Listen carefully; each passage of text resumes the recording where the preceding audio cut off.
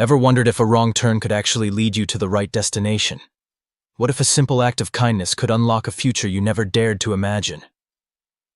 This is the story of Clara, a young woman whose life was about to take a detour as unexpected as it was transformative. "Clara, please, I'm begging you." The crackly voice on the other end of the line was filled with desperation. It was Mr. Henderson, her elderly neighbor, his words heavy with anxiety. "They're threatening to take it away. I can't lose my delivery route, Clara. It's all I have." 19-year-old Clara Ramirez took a shaky breath, the phone pressed tightly against her ear.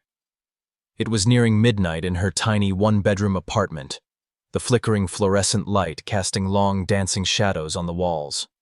An overflowing stack of unpaid bills sat precariously on the worn-out coffee table, a constant reminder of her own precarious financial situation. She bit back the rising tide of panic. "Mr. Henderson," she said, forcing herself to sound calm and reassuring, "we'll figure this out. You're not going to lose everything, I promise."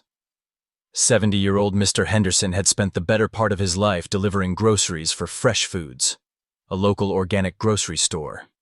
He'd practically become Clara's surrogate grandfather, always offering a kind word or a helping hand. But now, his health was failing. A nasty bout of the flu had left him weak and unable to work, and the grocery store was threatening to revoke his delivery contract if he didn't return soon. "It's my own fault, pushing myself too hard," Mr. Henderson sighed, his voice laced with pain. "But the doctor says I can't drive for at least a month, maybe longer. This city isn't exactly kind to old folks, Clara. If I lose this route, I'm finished." Clara's heart clenched. She remembered all the times Mr. Henderson had slipped her extra oranges from his deliveries, or offered her a ride to work when the bus was late. He'd always said, "I'll look out for you, kiddo. We gotta stick together." Now it was her turn. "Mr. Henderson?" she began tentatively. Maybe I can fill in for you?" He let out a dry, humorless chuckle. "Honey, you're barely old enough to drive, and those delivery routes are tough. The manager, Mrs. Davies, is a real stickler. She won't make it easy for you." "I know," Clara said, swallowing her fear. "But I have a valid driver's license. If I can convince them to let me temporarily take over your route, I can do it while you recover. They said you have a few weeks before they make a final decision, right?" "They did," he conceded, his voice wavering. "But this is a tough business. They might say a few weeks, but if someone else offers them a better deal, they'll drop me in a heartbeat." Clara took a deep, steadying breath. Her mind was already racing, trying to piece together the impossible puzzle. She knew the punishing hours, the unreliable pay, and the general wear and tear on her already unreliable car. But compared to letting Mr. Henderson lose his livelihood, it was the only option. "We'll make them stick to that timetable," she said firmly. "I'll call Mrs. Davies first thing in the morning. Just hang in there." After hanging up, Clara paced her small apartment, her heart pounding. She couldn't shake her own anxieties about money, about her future. But she had to do this for Mr. Henderson, for the unspoken promise she'd made to repay him for his unwavering kindness. She had to find a way. The next morning, Clara woke up before dawn, pulling on her cleanest t-shirt and jeans. She took the crowded city bus across town to Fresh Foods, a large, brightly lit grocery store located in a bustling commercial district. The delivery dispatch office was a small cluttered space at the back of the store, smelling faintly of organic produce and stale coffee. A woman with a sharp bob haircut and a perpetually stern expression was leaning over a mountain of paperwork. "Looking for something, dear?" the woman asked, barely glancing up. "I'm looking for Mrs. Davies, the delivery manager," Clara replied, her nerves tightening. The woman raised an eyebrow. "That's me. What can I do for you?" Clara inhaled deeply. "I'm Clara Ramirez. I'm Mr. Henderson's neighbor. He's been delivering for you for years." Mrs. Davies frowned. "I know. Terrible shame about his health. Can't drive, can he? That's why I need to see him here." "That's why I'm here," Clara said, trying to keep her voice steady. "I want to fill in for him until he recovers." Mrs. Davies' eyes widened in disbelief. "You? You're just a kid." Clara straightened her shoulders. "I'm 19 and I have a driver's license. I know I don't have a commercial license, but I can get a temporary permit. I'm a fast learner and a hard worker." Mrs. Davies remained unimpressed. "These delivery routes are demanding. Early mornings, late nights, heavy boxes. And you think you can handle all that?" "I know I can," Clara insisted, her voice trembling slightly. "Mr. Henderson can't afford to lose his contract. I'll do whatever it takes." Mrs. Davies leaned back in her chair, tapping a pen against her teeth. "He's got 2 weeks before we have to make a final decision. If you can convince me in that time that you're reliable and capable, I might consider it. But don't think for a second I'm doing him any favors. You mess this up, and he's out. Understood?" Relief washed over Clara. "Understood. Thank you, Mrs. Davies. You won't regret this." That night, Clara called Mr. Henderson to give him the news. He sounded both relieved and apprehensive. "Be careful out there, honey," he murmured. "It's a tough world on those streets." Little did Clara know that stepping behind the wheel of that delivery van would steer her life onto an entirely different road, one that led straight into the path of a man who had the power to unravel her struggles and reshape her dreams. Clara spent the next several days navigating a whirlwind of paperwork, permit applications, and crash course delivery training.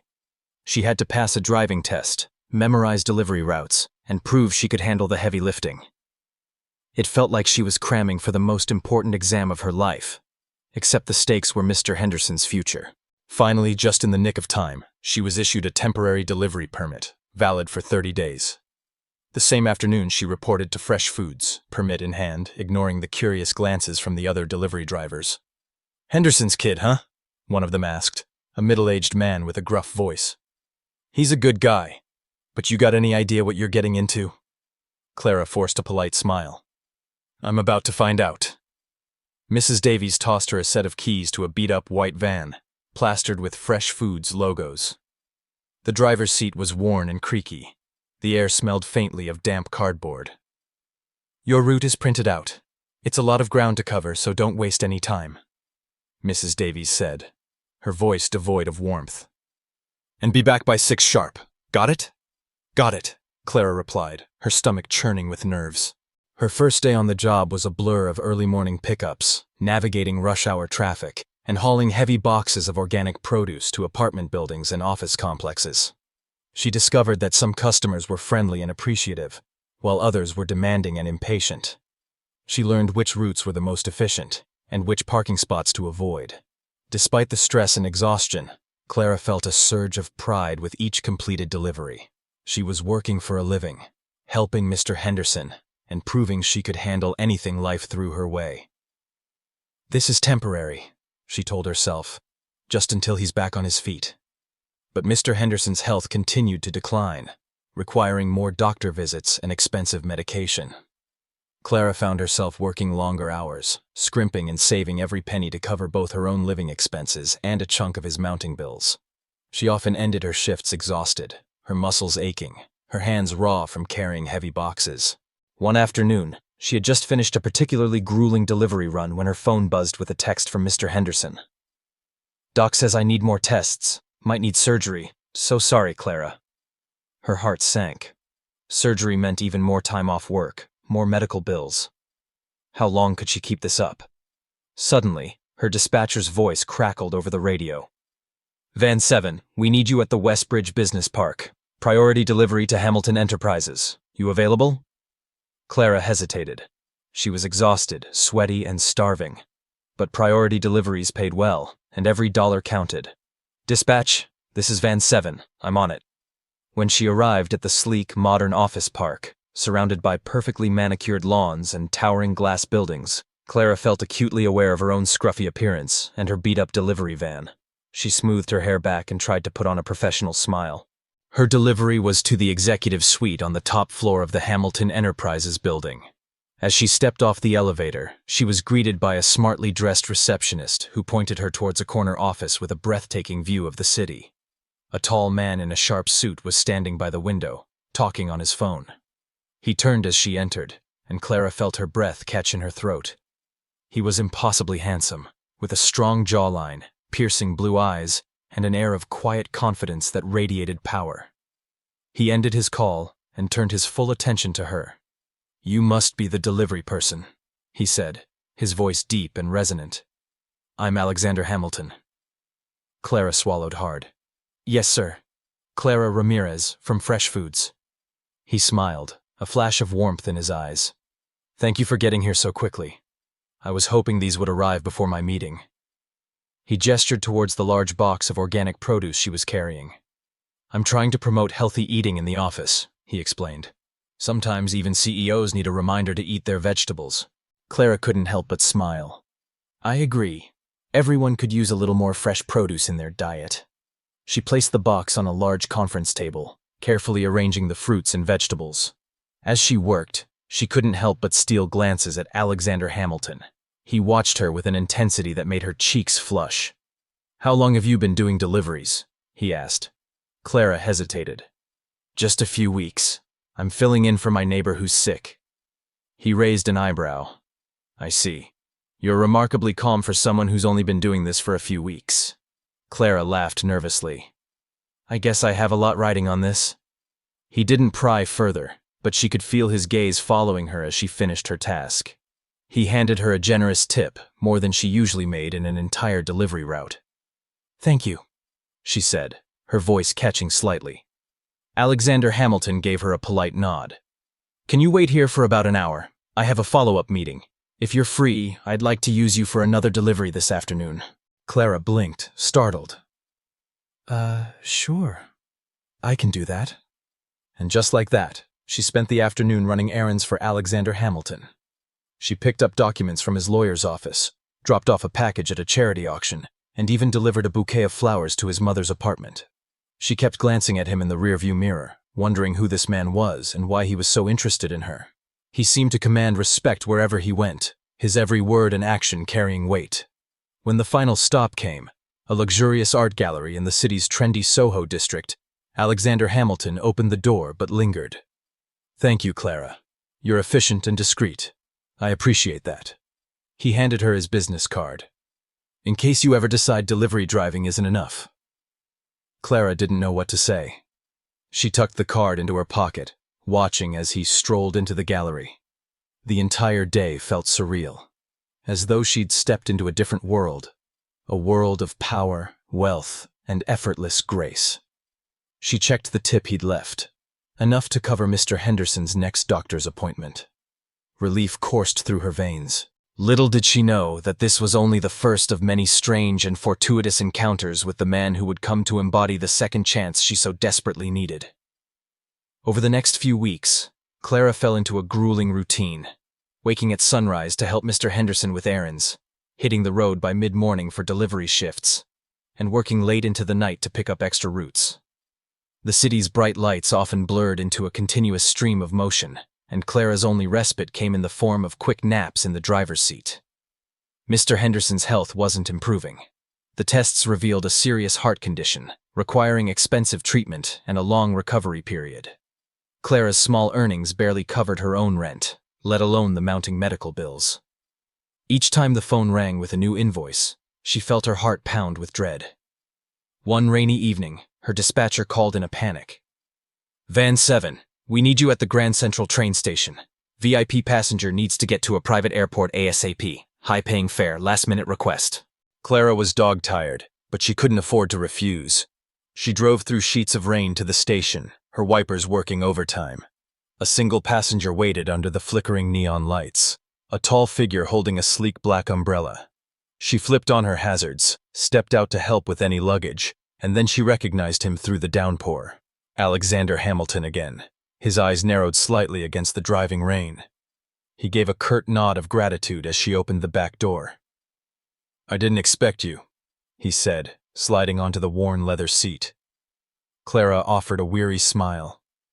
"I guess I'm the only one crazy enough to drive in this storm." He chuckled, folding his umbrella. "I have a flight leaving from Teterboro in an hour. Traffic's brutal.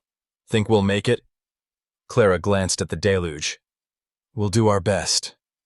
For nearly an hour, she navigated flooded streets, detouring around accidents and road closures.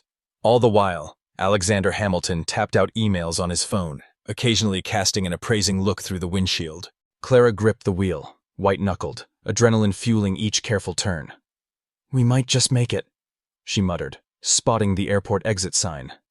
Then, a flash of lightning illuminated a massive traffic jam ahead, caused by a jackknifed semi-truck blocking all lanes. Cars in front of them screeched to a halt, water sloshing over their tires. Clara's heart hammered. She had seconds to react before she slammed into the line of cars. She slammed on the brakes and swerved sharply onto the shoulder, the van skidding wildly across a slick patch of oil. She let out a choked gasp, fighting the wheel as they slid dangerously close to a concrete barrier. Finally, the tires caught traction, the van lurching to a halt with a squeal. Clara's chest rose and fell in rapid bursts, her pulse pounding in her ears. Alexander Hamilton exhaled slowly in the back seat. "Impressive reflexes," he said, his voice calm despite the harrowing near miss. Clara swallowed hard. I'm sorry. That was close." "Don't apologize. You saved us from a nasty collision." Shaken, Clara watched as emergency responders arrived to clear the overturned truck. By the time the road reopened, Alexander Hamilton had missed his flight. He quietly rebooked another one on his phone, then asked her to take him to a nearby hotel.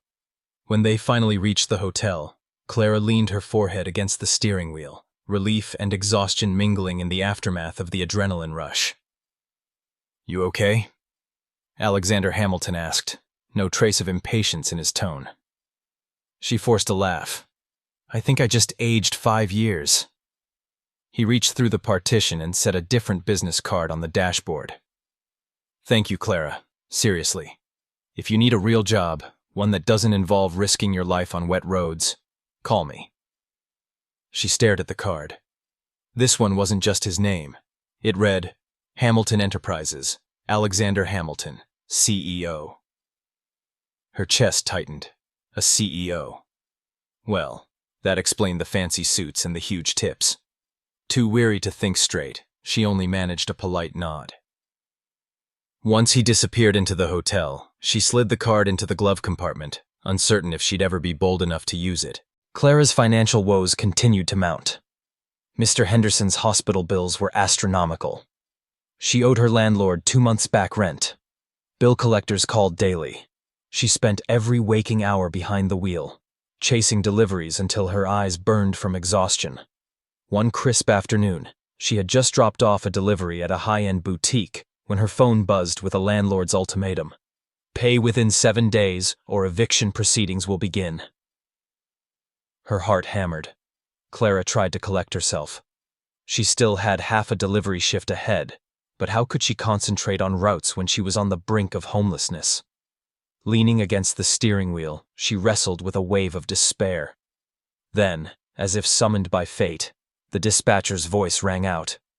"Van 7, we have a specific request for Clara Ramirez. Mr. Hamilton wants a pickup at the Commerce Building."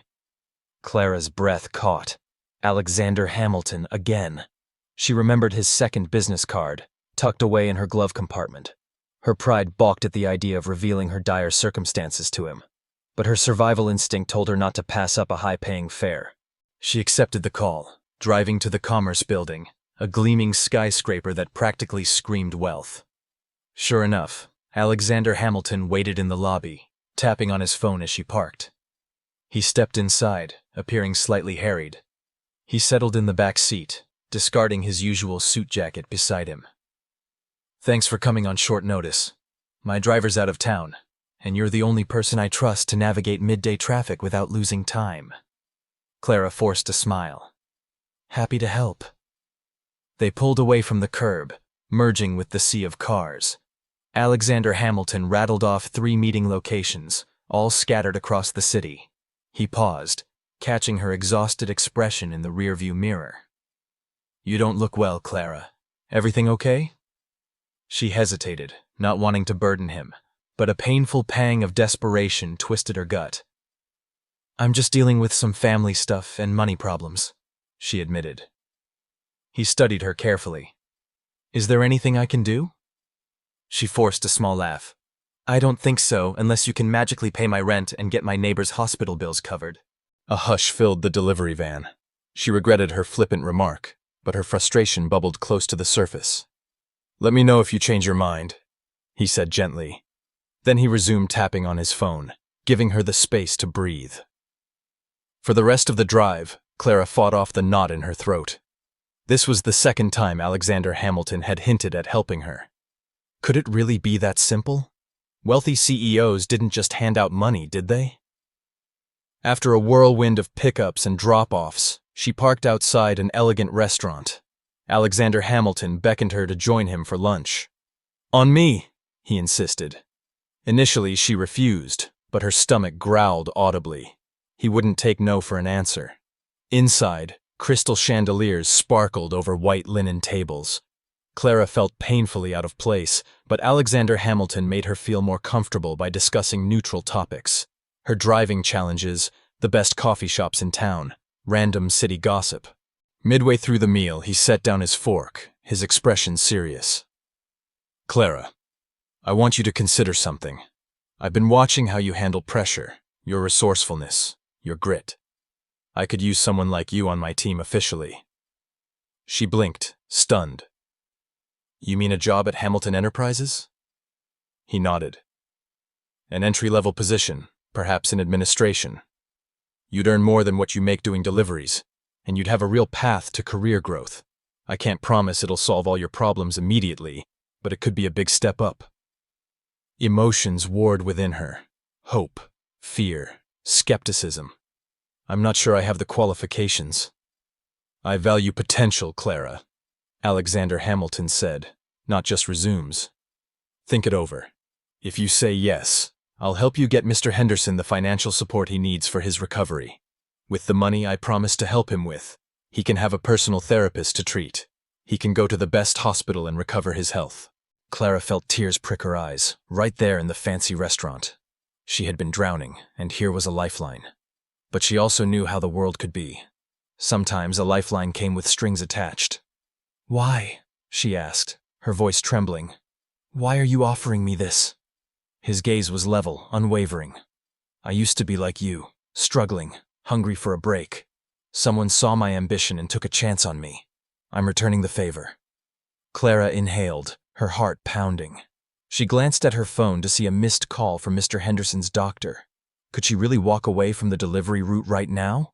Could she handle a new job and still care for Mr. Henderson? She bit her lip. I need time to think." Alexander Hamilton nodded, without pressing. "Of course, my door is open. Just don't wait too long. Opportunities have a way of slipping past when we hesitate." She managed a nod, her thoughts swirling. Was he offering her a real job, or was this just pity? The day progressed with more stops, more silent tension. Finally, near dusk, they approached the final location. A luxurious penthouse building overlooking the city skyline. Alexander Hamilton asked Clara to park in an underground garage. As she did, he placed a folder on the passenger seat. Inside were documents describing an administrative assistant position at Hamilton Enterprises. Requirements, benefits, training schedules, a decent salary. Clara's hands shook. "That's for you," Alexander Hamilton said softly. "No obligation. If you want it, it's yours. If not, I understand." Tears pricked Clara's eyes. "But I don't have a degree. And what about Mr. Henderson? I can't just leave him." He exhaled. "I've already spoken with a few of my connections. I can guarantee Mr. Henderson financial support. Everything will be fine. You don't need to be afraid." She stared at him, disbelief washing over her. "Why?" she whispered. "You barely know me." Alexander Hamilton gave a gentle shrug. "Someone once saw potential in me when I was at rock bottom. I'm paying it forward. And I like your determination. If you succeed, I gain a talented employee. If not, at least I tried." It felt like stepping off a cliff, but Clara nodded shakily. "Okay," she whispered, tears threatening to spill. "I'll do it." Mr. Henderson's relief was palpable when Clara told him the plan. "Focus on your new job, kiddo," he said, his voice cracking with pride. "Looks like you've found yourself a real good one. Now I can rest assured with my health. I don't have to worry anymore. Thank you." The next day, Clara walked into Hamilton Enterprises headquarters, an architectural marvel of steel and glass, clutching her new employee badge. She stepped into the elevator, nerves fluttering. She wore a simple blouse and skirt, courtesy of a local thrift store, but she carried herself with a fresh sense of possibility. That morning, Alexander Hamilton introduced her to a small team of administrative staff. They welcomed her politely, though a few looked puzzled. Why was the CEO personally guiding this newcomer? Over the following weeks, Clara immersed herself in training sessions on office software, corporate etiquette, and project management. She took notes furiously, applying the same grit she'd used on the delivery routes. Between tasks, she visited Mr. Henderson, ensuring his bills were paid and his spirits were high. He was slowly recovering, thanks to the excellent medical care Alexander Hamilton had arranged. Alexander's support went beyond an executive interest in her progress. Occasionally, he stopped by her desk to chat, asking about her day, Mr. Henderson's health, her ambitions. He'd sometimes invite her to observe certain meetings, explaining the nuances of negotiations. Clara soaked it up, impressed by how calm and precise he was, even when millions of dollars were on the line. Bit by bit, their professional rapport took on a more personal warmth.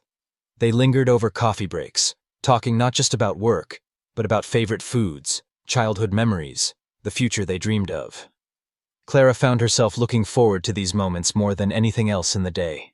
One evening, after an especially stressful day of back-to-back project deadlines, Alexander offered to walk her out. A light rain fell outside the gleaming lobby, the city lights reflected in puddles on the pavement. "Have dinner with me," he said as they paused beneath a wide awning. She blinked, heat rising in her cheeks. "Dinner like a business dinner?" His eyes flickered with amusement. "Not exactly. A dinner for two if you're interested." Clara felt a twist of excitement mingle with nerves. I would love that." They ended up at a cozy Italian bistro, its warm glow a stark contrast to the skyscrapers outside. Over pasta and shared laughter, they opened up to each other. Alexander confessed how he'd once been close to losing his company before a mentor stepped in with funding. Clara admitted how terrified she'd been behind the wheel of that delivery van, living paycheck to paycheck. By the time dessert arrived, something unspoken yet undeniable had shifted between them. Clara felt more alive than she had in years, maybe ever. The weeks that followed brought more late-night conversations, more shared secrets. Sometimes, they strolled through downtown after the offices emptied, talking about technology, city politics, or random childhood anecdotes. Eventually, Alexander asked her to accompany him to a charity gala. She borrowed a simple black dress from a coworker, pinned up her hair, and set off, her heart thumping with excitement. That night, they danced to a gentle waltz under glittering chandeliers, surrounded by the city's elite. Alexander's hand settled lightly on her waist, his gaze locked on hers. No words were spoken, yet everything was said. When the music ended, they gravitated to a quiet corner, breathless with the revelation that this was no mere office romance. In the days that followed, Clara's presence at Hamilton Enterprises evolved. She was promoted to a project coordinator role, tackling challenges head-on. Coworkers gossiped about her closeness to the CEO, but she proved her capabilities, earning respect on her own merit. Alexander, for his part, navigated the delicate balance of personal and professional boundaries, unwavering in his support for her growth. Mr. Henderson recovered enough to walk without a cane. One evening, Clara brought Alexander to Mr. Henderson's modest apartment for dinner, bridging the two worlds that had shaped her. Over a humble meal of homemade soup, Mr. Henderson took Alexander's hand and said, "Thank you, son, for looking out for my girl." Alexander's reply was simple. "She's changed my life as much as I've changed hers." About a year later, Clara's transformation was undeniable. She had blossomed into a confident businesswoman, someone who held her own in meetings with senior executives. By then, she and Alexander were openly in a relationship, though she still remembered the days of driving that creaking delivery van, uncertain if she'd even have a place to sleep the next month. On a cool autumn evening, in a sun-dappled garden overlooking the Westbridge River, friends and family gathered for a small, intimate ceremony. Clara wore a flowing ivory gown with delicate lace sleeves. Alexander stood at the altar, a gentle smile lighting his face. Mr. Henderson, upright and proud, gave Clara's arm a reassuring squeeze before handing her over. As they exchanged vows, Clara felt tears spill down her cheeks. She thought back to the day she first stepped into that delivery van for Mr. Henderson, how desperation had led to the greatest gift of her life. She felt Alexander's ring slide onto her finger, a promise of partnership, love, and faith in each other's potential. When they turned to face the guests, the applause was full of warmth. Mr. Henderson's cheers rose above the others, tears glistening in his eyes. Clara and Alexander made their way down the aisle, hand in hand, ready to continue writing the next chapter of their lives together. A small reception followed, the gentle hum of conversation blending with soft music. Alexander proposed a toast, recalling that harrowing drive in the rain, how Clara's composure behind the wheel had sparked more than just admiration. It sparked a desire to know the courageous woman who refused to let life break her. Clara, overwhelmed by gratitude, lifted her glass and thanked everyone who had believed in them. Mr. Henderson, who taught her to fight for family, the colleagues who gave her a chance to succeed, and the unexpected generosity of a CEO who saw more in her than she saw in herself. In that moment, Clara realized that the improbable journey from terrified delivery driver to beloved partner, from scrappy underdog to integral team member, wasn't just a twist of fate. It was a testament to resilience, an enduring reminder that sometimes the greatest detours in life lead us straight to where we belong. One sunny afternoon, she picked Mr. Henderson up from his last physical therapy session, driving Alexander's sleek company car. Ironically, Mr. Henderson hobbled out on a cane, still sore but grinning ear to ear. Once he was settled in the passenger seat, Clara asked, "So, how does it feel to be free of that delivery route?" Mr. Henderson let out a contented sigh. "Feels like I've been given a second chance. Same as you, kiddo." He patted the seat's armrest. "Though I might stick to letting you drive for a while." Clara laughed, navigating away from the rehab center. The radio played softly, the city streets alive with possibility. A wave of gratitude washed over her. For Alexander, for this new path, for the fact that she could finally take care of the man who had sacrificed so much for her. Because when she'd started that delivery route, it was out of desperation and love. She never dreamed she'd stumble into a CEO who'd see potential in a girl with no formal education, no fancy degree, and no safety net. Yet life has a way of surprising those who refuse to give up. As Mr. Henderson dozed in the seat beside her, Clara vowed never to forget where she came from, or the moment she'd nearly crashed in a rainstorm with Alexander in the back seat. That near catastrophe had, in a strange twist, guided her onto a road of new beginnings. And that's the power of resilience and a little luck. Two forces that turned a despairing delivery girl into a budding businesswoman, forging not just a career, but a bond with someone who believed in her when she needed it most. The initial glow of her newfound success didn't blind Clara to the realities of her new life. While she was no longer hauling boxes and dodging traffic, the corporate world presented a different set of challenges. The pressure to perform, the constant learning curve, and the subtle power dynamics within Hamilton Enterprises demanded a different kind of grit and resilience. She often felt like she was playing catch-up, surrounded by colleagues with fancy degrees and years of experience. Imposter syndrome crept in, whispering doubts in her ear. Did she really deserve this opportunity? Was she smart enough? Would she be able to live up to Alexander's expectations? There were times she felt overwhelmed, lost in a sea of jargon and spreadsheets. She'd spend late nights poring over training manuals, attending online courses, and peppering her colleagues with questions. She was determined to prove to herself, and to everyone else, that she belonged. One particularly challenging project involved coordinating a complex logistics plan for a new product launch.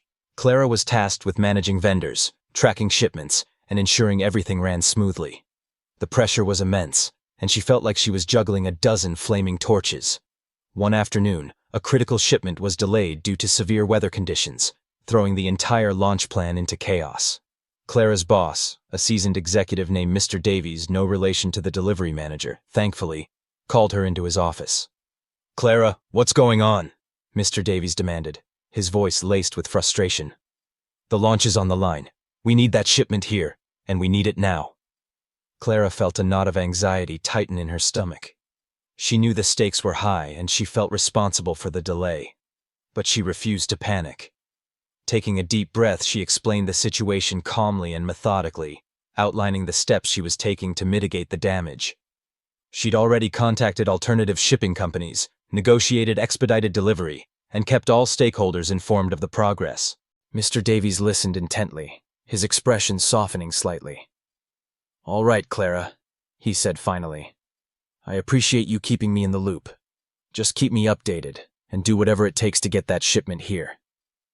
Clara worked tirelessly throughout the night, coordinating logistics, tracking shipments, and troubleshooting problems. She barely slept, fueled by caffeine and a burning determination to succeed. Finally, in the early hours of the morning, the shipment arrived. Exhausted but elated, Clara sent out a company-wide email announcing the good news. The next day, Mr. Davies stopped by her desk. "Clara," he said, "I wanted to thank you for your hard work on the product launch. You really pulled through when things got tough. I'm impressed." Clara smiled, a genuine sense of accomplishment washing over her. She had faced a daunting challenge and emerged victorious. She was proving that she could not only survive in the corporate world, but thrive. Meanwhile, her relationship with Alexander continued to deepen. They were each other's confidants, sounding boards, and sources of unwavering support. They shared their dreams, their fears, and their vulnerabilities. They pushed each other to be better, to reach higher, and to never give up on their goals. Alexander was especially supportive of Clara's desire to further her education. He encouraged her to take evening classes, offering to help with tuition and provide her with the resources she needed to succeed. Clara was hesitant at first. She wasn't sure she could handle the demands of a full-time job and school. But Alexander was persistent, reminding her of her potential and urging her to pursue her dreams. Finally, she agreed to enroll in a few courses at a local community college, focusing on business administration and project management. It was challenging, balancing work, school, and her relationship with Alexander. But she was determined to make it work. She'd spend her lunch breaks studying, her evenings attending classes, and her weekends catching up on homework. There were times she felt overwhelmed and exhausted, questioning whether she could really pull it off. But she had Alexander's unwavering support. He'd quiz her on her coursework, help her with research papers, and even cook her dinner so she could focus on her studies. He was her biggest cheerleader and her most ardent supporter. One evening, after a particularly grueling exam, Clara was feeling discouraged and defeated. She'd struggled with the material, and she was convinced she'd failed. She confided in Alexander, tears welling up in her eyes. "I don't know if I can do this," she sobbed. "It's too hard. I'm not smart enough." Alexander wrapped his arms around her, holding her close. "Don't say that, Clara," he said gently. "You're incredibly smart and capable. You just need to believe in yourself. You've overcome so many challenges in your life. You can do this too." He reminded her of all the obstacles she'd overcome, from working tirelessly to help Mr. Henderson to navigating the cutthroat world of corporate logistics. He reminded her of her resilience, her determination, and her unwavering spirit. "You're an inspiration, Clara," he said. "Don't ever forget that." His words resonated deeply within her, rekindling her fire and reigniting her determination. She realized that she couldn't let her fear of failure hold her back. She had to keep pushing forward, even when things got tough. She studied harder, sought out extra help from her professors, and refused to let her doubts consume her. And slowly, but surely, she began to see results. Her grades improved, her confidence grew, and she started to believe in herself again. Years passed.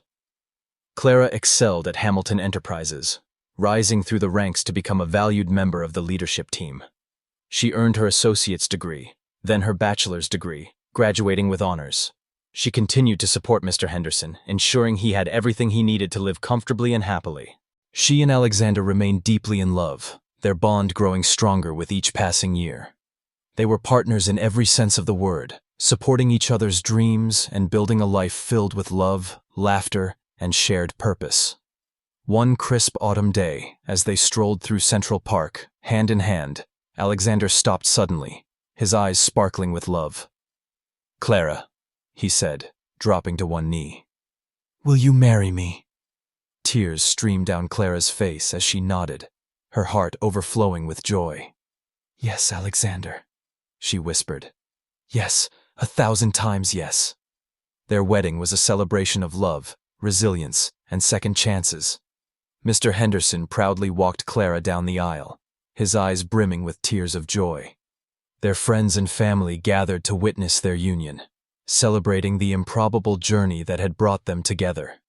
As Clara looked into Alexander's eyes, she knew that she had found her soulmate, her partner in life, her forever. She had come a long way from the scared and struggling delivery girl she once was. She had transformed into a confident, successful woman, loved and cherished by a man who saw her for who she truly was. Her journey had been filled with challenges, setbacks, and moments of doubt. But through it all, she had remained true to herself, never giving up on her dreams and always striving to be the best version of herself. And in the end, that was all that mattered.